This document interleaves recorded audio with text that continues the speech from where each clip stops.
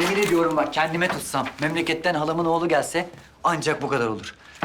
Bu çevrede, bu emsalde, bu fiyata yok yani. Hadi bir şey olsa ararım ben seni hadi. Tamam abi, emin olur ne demek? Ha.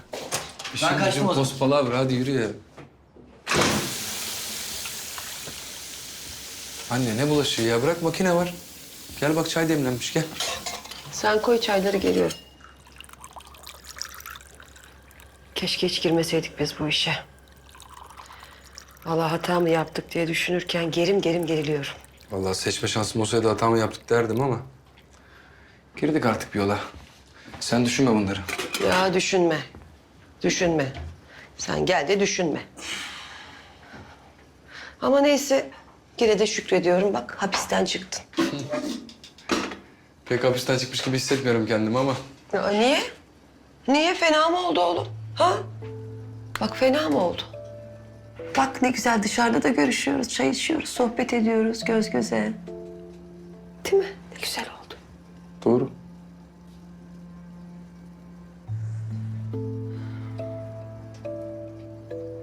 Ama keşke burada değil de bizim evimizde kalsaydık beraber. Anne bu işin nereye varacağı belli değil. Yok yere seni de tehlikeye atamayız. Böyle iyi. Ne yapıyorlar? Ha? Ne yapıyor polisler sana? Darlıyorlar mı seni yoksa? Ya anneciğim zaten herkes beni sorguya çekiyor. Gözünü seveyim Allah aşkına bir de sen sorma ya. Ya oğlum niye öyle diyorsun ya? Niye öyle diyorsun ha? Yakıştıramıyorum ben sana bunları, anlıyor musun? Bak, hapse girdin, neler geldi başımıza. İşler senin bildiğin gibi değil. Beni tuzağa düşürdüler. Ben sana dedim, sana da dedim, başkalarına da dedim. Benim oğlumun dedim, soygunla moygunla işi olmaz. Günahsız benim oğlum dedim.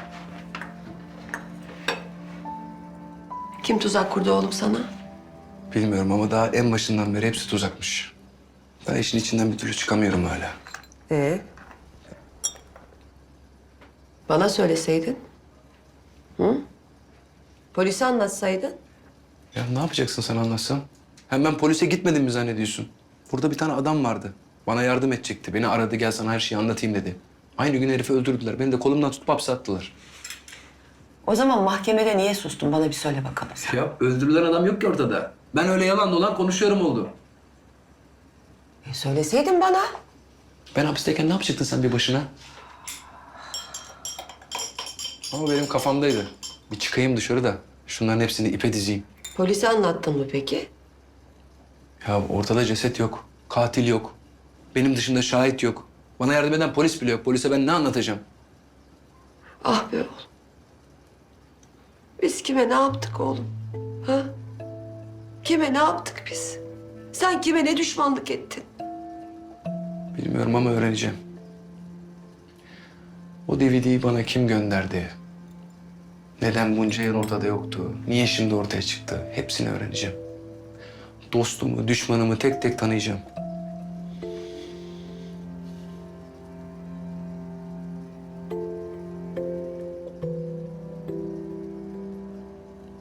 Sen merak etme. Gel bakayım şöyle gel. Dur çay sıcak. Boş ver. Ben bu kumpastan çıkacağım anne. Sen merak etme.